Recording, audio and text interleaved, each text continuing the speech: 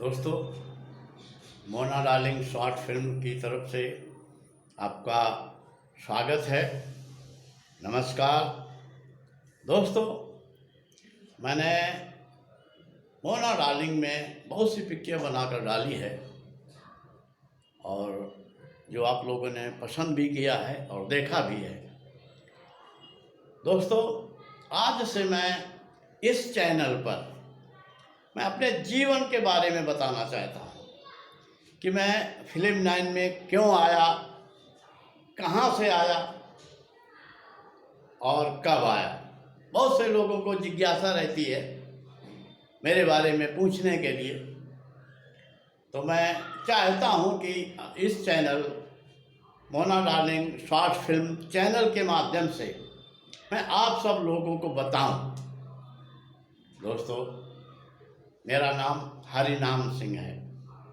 मेरा जन्म उत्तर प्रदेश के कानपुर देहात के एक गांव में हुआ और दोस्तों, मैं 14 साल तक गांव में रहा। इसके बाद मैं कानपुर शहर में आ गया और इसके बाद बम्बई आ गया। दोस्तों, मुझे शुरू से ही, बचपन से ही 7 साल या 5 साल की उम्र से ही मुझे एक्टिंग का शौक था। मुझे याद है कि मेरे गांव में कुछ नौटंकी वाले आए हुए थे, नौटंकी कर रहे थे, तो उनको एक बच्ची के कैरेक्टर की ज़रूरत थी। उन्होंने अनाउंस किया कि एक बच्ची चाहिए 4-5 साल की। तो मैं अपनी भांजी के फ्रॉक पहनकर स्टेज में चला गया और जो उन्होंने बताया वो मैंने किया। ये मेरा एक्टिंग का शौक था। इसके बाद मैं कुछ बड़ा हुआ तो हमारे गांव में रामलीला होती थी। रामलीला में मैंने लक्ष्मण का रोल किया, अभिमन्यु का रोल किया और एक ड्रामा हुआ करता था अमर सिंह राठौर, वो भी, उसमें भी हमने काम किया। और ऐसे काम करते करते जब मैं गांव से शहर कानपुर में आया तो अभी मैं एक्टिंग करता रहा। जहाँ जहाँ मौका मिला तो मैं ड्रामा स्टेज शो में भाग लेता रहा और यही शौक मुझे फिल्म लाइन तक लाया। जब मैं पढ़ रहा था तो मुझे एक बड़ी फिल्म में चांस मिला था काम करने का, लेकिन जो मेरे गार्जियन हैं उन्होंने आने नहीं दिया। जब मैं अपने गार्जियन से अलग होकर के बिजनेस करने लगा, अपना जब बिजनेस करने लगा, तो मैं अपने मैनेजर को बम्बई भेजता था कि पता लगाओ कोई मेरे लिए एक्टिंग का चांस है क्या। तो इसी बात में सन 84 में उसी व्यक्ति की, जो हमारा दोस्त था, मायापुरी में उसका फोटो छपा, मैसेज, समाचार छपा कि वो एक पिक्चर में म्यूजिक डायरेक्टर है। और फिर मैं उसी के साथ 1984 में बम्बई आया। बम्बई आया तो डायरेक्टर से मिला, 2-4 लोगों से और मिला।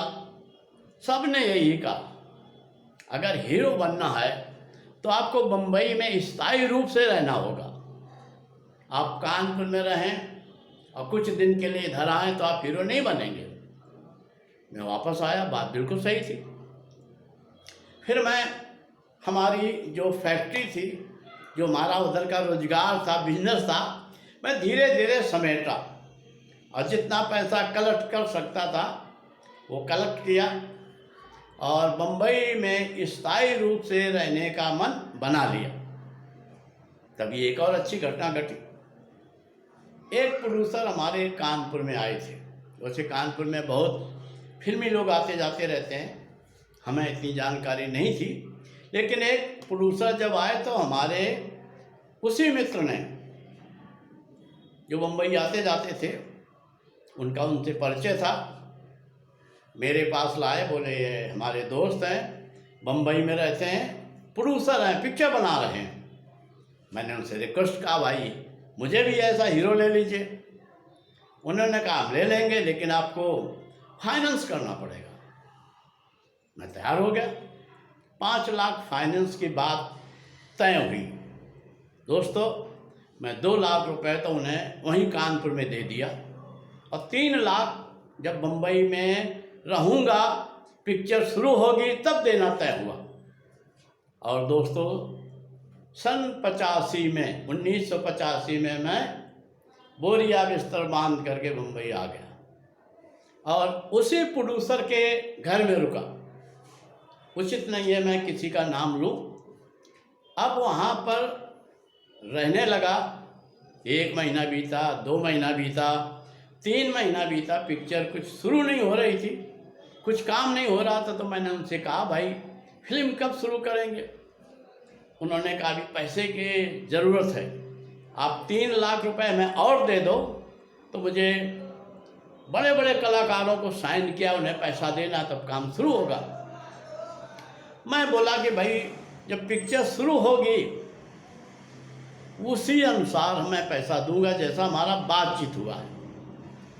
इसी बीच एक दिन मैं चुपके से, वो मुझे कहीं जाने नहीं देते थे, बोले तुम हमारी फिल्म के हीरो हो, तुम कहीं इधर उधर नहीं जाओगे।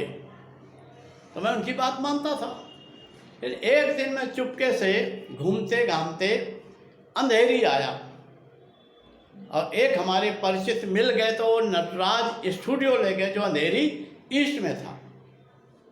वहीं पर एक डायरेक्टर फिल्म की शूटिंग कर रहे थे, नए कलाकारों को लेकर के। उनसे मेरा परिचय हुआ। मैंने उनसे पूछा, आज आपने दिन भर शूटिंग किया तो 2-3 लाख रुपए खर्च हो गए होंगे? वो हंसते हुए बोले, 2-3 लाख क्या, 8,000 में दिन भर की शूटिंग हुई। दिन भर की शूटिंग का खर्चा केवल 8,000 है, 2-3 लाख नहीं। मैं चंभित पड़ गया। जब उन्होंने हिसाब बताया तो मेरे समझ में आ गया कि हाँ, 8,000 में शूटिंग हो गई। मैं रात में आया और उस प्रोड्यूसर से बोला कि भाई, अंधेरी में नटराज स्टूडियो में एक हमारे परिचित ने तो 8,000 में एक दिन की शूटिंग की और मैंने 2 लाख दिया, तुम शूटिंग नहीं कर रहे हो। या तो हमारा पैसा वापस दो या शूटिंग करो। हम दोनों का बहुत वाद विवाद हुआ और हमारे साथ जो कानपुर से आए थे, उन लोगों ने उसका साथ दिया। और रात के 2 बजे उस प्रोड्यूसर ने मुझे अपने घर से निकाल दिया और मेरा सामान रख लिया। लेकिन इसके पहले मैंने एक दिमाग का काम किया था कि मेरे पास जो पैसा था तो मुंबई में 10-12 बैंक अकाउंट खोलकर सब पैसा उसमें डाल दिया था और मैं अपने साथ सिर्फ 4-5 हज़ार रुपये रखता था। और उस ज़माने में बैंक अकाउंट खोलने के लिए कोई जामीन की, कोई सिक्योरिटी देने की ज़रूरत नहीं हुआ करती थी। आप डायरेक्ट जाओ, फॉर्म भरो, बैंक का अकाउंट खुल जाता था। जब उस प्रोड्यूसर ने मुझे रात के 2 बजे निकाल दिया, मैं अपरिचित था, बहुत परेशान था और मैं उसके घर से पैदल बिकरौली स्टेशन आया। उसके घर से बिकरौली स्टेशन ही पास था और 2 बजे तक, 2 बजे से लेकर के 4-5 बजे तक मैं बिकरौली स्टेशन में रुका। फिर पहली जो बस आई, जो ट्रेन आई थाना से, तो उसमें बैठ कर के मैं बीटी स्टेशन आया और बीटी स्टेशन में फ्रेश हुआ, हाथ मुँह धोया, चाय पानी पिया। इसके बाद मैं सोचने लगा कि मेरा क्या होगा। मैंने अपना कारखाने सभी बंद कर दिए, बिजनेस बंद कर दिए। यहाँ 2 लाख रुपए भी डूब गया। वापस जाऊंगा तो बदनामी होगी, क्या करूं? मैंने वहीं पर बीटी से चर्च गेट आया और चर्च गेट में समुद्र के किनारे बैठकर मैंने सोचा और प्रतिज्ञा की, मैं असफल होकर वापस कानपुर नहीं जाऊंगा। मैं सफलता पाने के लिए संघर्ष करूंगा, स्ट्रगल करूंगा और अगर फिर भी सफल नहीं हो पाया तो समुद्र में कूद कर जान दे दूंगा। ऐसे कानपुर वापस नहीं जाऊंगा। और दोस्तों, आज का भाग मैं यहीं ख़त्म करता हूँ। आगे का भाग कल बताऊँगा।